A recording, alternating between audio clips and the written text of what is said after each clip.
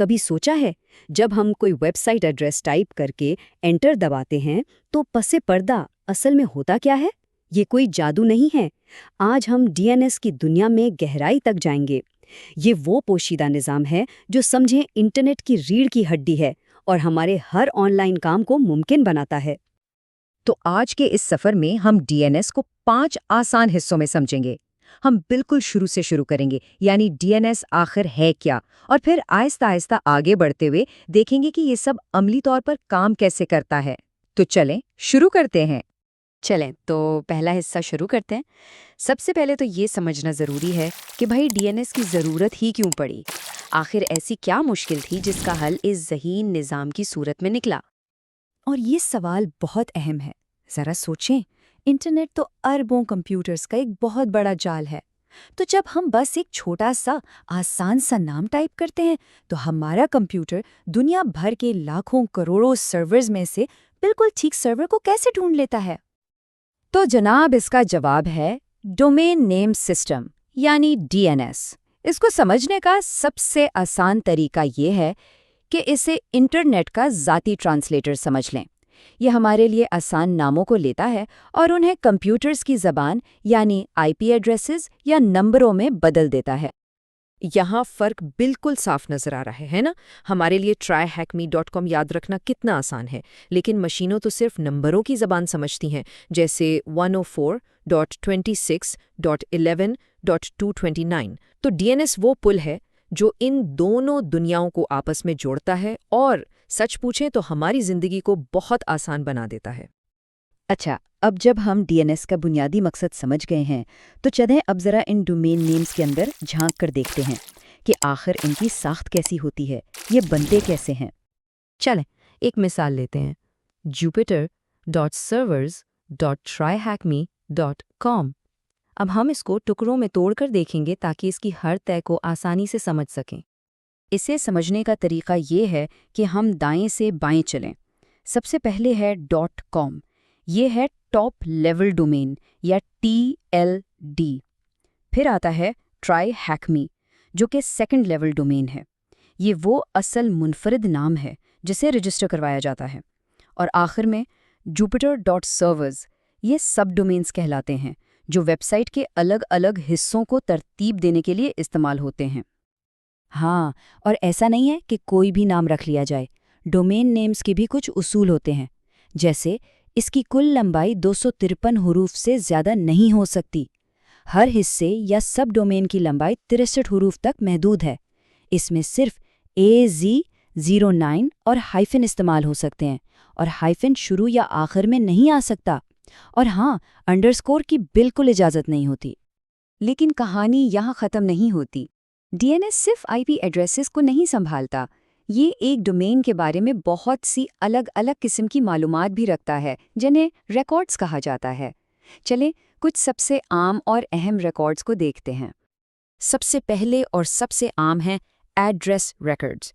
ایک ہوتا ہے اے ریکارڈ جو کہ پرانے IPv4 ایڈریسز کے لیے ہے، اور دوسرا ہے AAA ریکارڈ، اسے کوڈ اے بھی کہتے ہیں۔ یہ انٹرنیٹ کے نئے اور بہت لمبے IPv6 ایڈریسز کے لیے استعمال ہوتا ہے۔ پھر آتا ہے سی نیم ریکارڈ۔ سی نیم کا مطلب ہے کینونیکل نیم۔ اس کو ایک نک نیم یا عرفی نام سمجھ لیں۔ یہ ایک ڈومین کو کسی دوسرے ڈومین کی طرف بھیج دیتا ہے۔ یہ بہت کام کی چیز ہے۔ جیسے اگر کسی کا آن لائن اسٹور ہے تو وہ اسے شاپیفائی جیسے پلیٹ فارم سے جوڑنے کے لیے سی نیم کا استعمال کر سکتا ہے۔ اب بات کرتے ہیں MX ریکارڈ کی۔ جب بھی MX ریکارڈ کا نام سنیں ذہن میں بس ایک ہی چیز آنی چاہیے، ای میل۔ MX کا مطلب ہے میل ایکسچینج۔ یہ ریکارڈ انٹرنیٹ کو بتاتا ہے کہ اس ڈومین کی ای میلز کس سرور پر بھیجنی ہیں۔ ای میلز کے صحیح پتے پر پہنچنے کے لیے یہ بہت بہت ضروری ہے۔ اور آخر میں ہمارے پاس ہے TXT ریکارڈ۔ یہ ایک بہت ہی لچکدار ریکارڈ ہے۔ اس میں آپ کوئی بھی سادہ ٹیکسٹ ڈال سکتے ہیں۔ اس کا سب سے عام استعمال ڈومین کی ملکیت ثابت کرنا ہوتا ہے، یا پھر ای میل سیکیورٹی پالیسیوں کو ترتیب دینے کے لیے بھی یہ بہت کام آتا ہے۔ تو جناب، اب آتے ہیں سب سے دلچسپ حصے پر۔ جب ہم براؤزر میں کوئی ویب ایڈریس ٹائپ کر کے انٹر دباتے ہیں تو اس ایک لمحے میں پس پردہ کیا طوفان برپا ہوتا ہے؟ چلیں اس درخواست کے پورے سفر کو قدم بقدم دیکھتے ہیں۔ تو یہ پورا عمل کیسے ہوتا ہے؟ سب سے پہلے تو کمپیوٹر اپنی لوکل کیشے میں دیکھتا ہے کہ شاید جواب وہیں مل جائے۔ اگر نہیں ملتا تو وہ اپنے ISP کے ریکرسو DNS سرور سے پوچھتا ہے۔ وہ سرور آگے انٹرنیٹ کے روٹ سرور سے رابطہ کرتا ہے۔ روٹ سرورز اسے صحیح TLD سرور جیسے .com والے سرور کی طرف بھیجتے ہیں۔ TLD سرور اسے ڈومین کے اصل یعنی اتھارٹیٹیو سرور کا پتہ بتاتا ہے، اور آخر کار وہ اتھارٹیٹیو سرور ہمیں صحیح IP ایڈریس فراہم کرتا ہے۔ اب آپ سوچ رہے ہوں گے کہ یہ تو بہت لمبا پروسیس ہے۔